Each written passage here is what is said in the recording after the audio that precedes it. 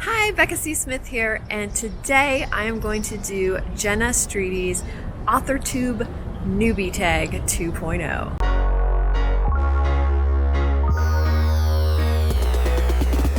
I'm in Toronto for the next 6 months because my husband is working here, and I thought it would be a perfect opportunity to answer each question in a different place while we go explore the city. So here we go. Question number 1. What's your book's pitch? Okay, I have a lot of books. I'm just gonna go with Riser because it's my first book that I ever published. Chelsea DeRay can control the dead. She lives in a future where the world is overpopulated and a little pill makes you immortal, where people are secretly being exterminated and serial killers are sanctioned by the government. When Chelsea's mother is killed by one of these exterminations, she vows to take down the man responsible. Okay, that's more than a sentence, but I guess one sentence would be, Chelsea DeRay is a teenage girl who can control the dead. And she takes down the bad guys. Question number 2. If you were a book, how would you pitch yourself? With my right arm. Sorry. I would... Sorry, I'll shut up. So stupid. As you can see, I'm terrible at pitches. I love to create, whether it's writing, drawing, sewing. I make a lot of crazy cosplay and pretty crazy bags, if you've watched my channel. So yeah, if I'm creating, I'm happy. Is that a pitch?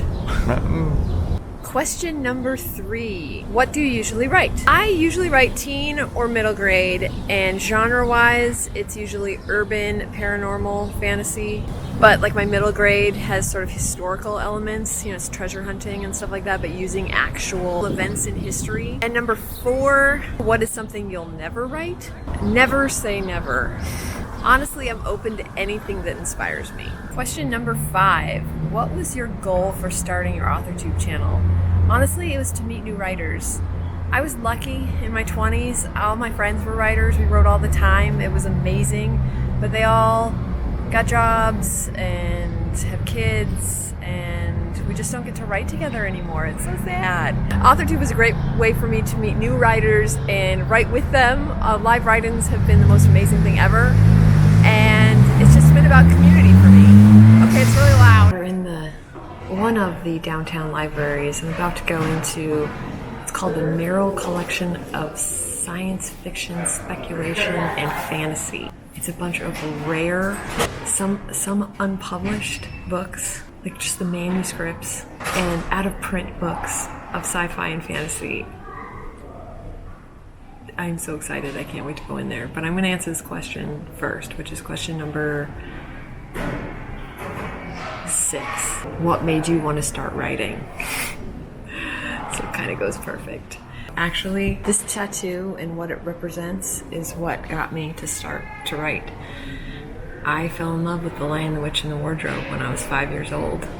And I was positive I was going to find that door to Narnia. I used to make my friends, my 4 friends, we would spend days, I was 1,000% sure that we would find this door.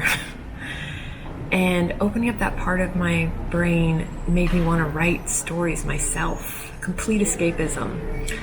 I started writing really early, and that was why. So this is the reason why I got the tattoo as well, because I found the door. It was inside of me all along. So now I'm going to go into that room, which will probably be in another vlog. Question number 7. What's your publishing path?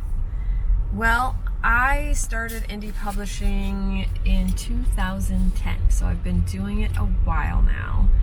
And I've released about, I think, 12 books. I do have one book that was, I don't know if I call it traditionally published. I've called it traditionally published in the past because it was traditionally published, but it's kind of more of a work for hire.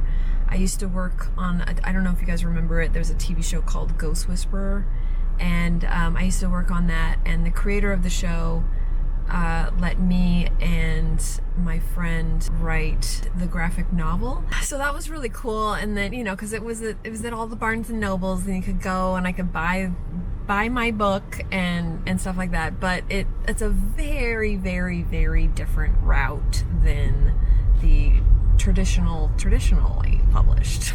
I love both forms of publication. I think it's exciting for people who indie publish, and I think it's exciting for people who traditionally publish.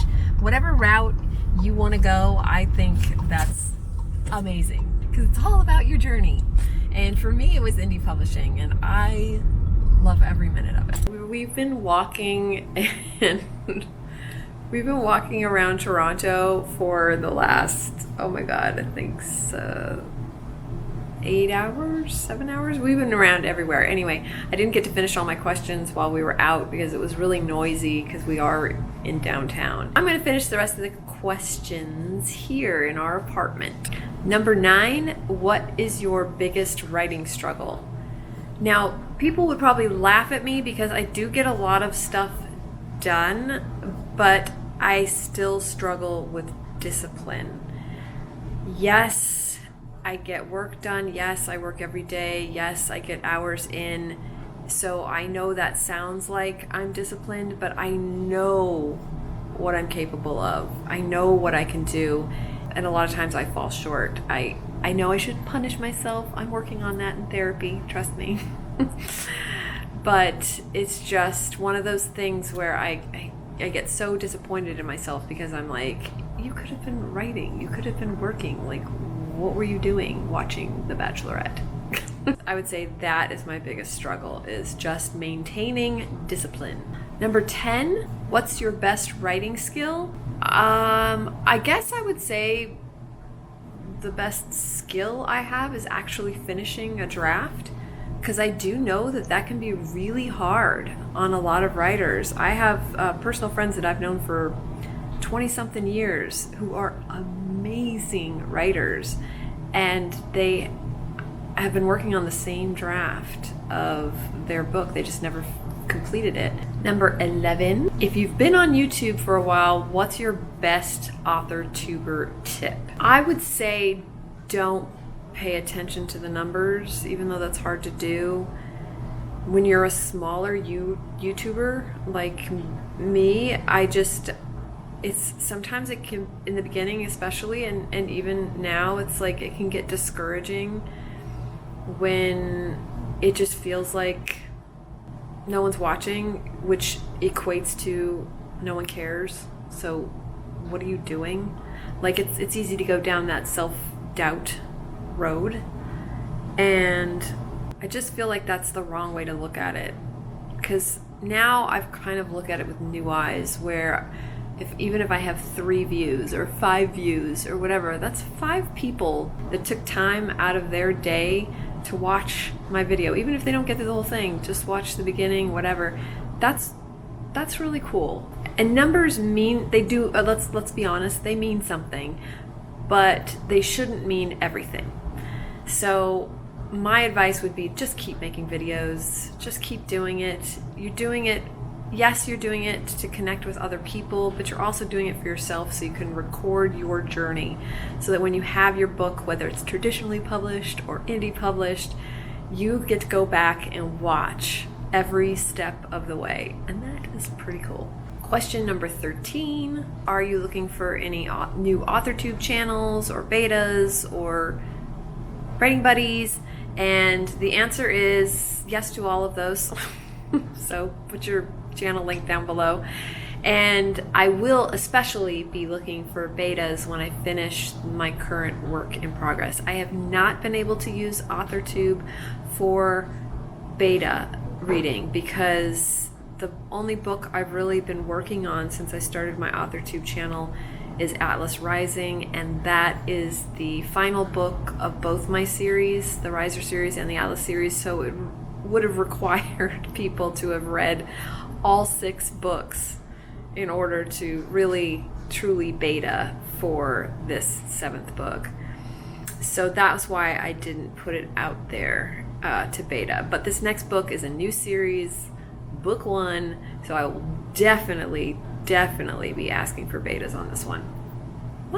Question number 14 and last question. Things that I already love about Authortube is just the community. everybody, I mean, I know there was a lot of drama, and I just wasn't a part of it. I didn't really know much about it, so it didn't really affect me.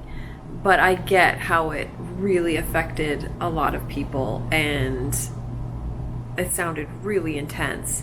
So I guess if I had any hopes, is that we don't have any drama. That'd be amazing, wouldn't it? We just all live in this happy Authortube place where all we do is just share everything about our writing and our journeys. And that would be ideal for me, because that's what it is for me right now. And I hope it stays that way. Thank you, Jenna Streety, for making this awesome tag. And thank you guys so much for joining, and I will see you in the next one. Bye!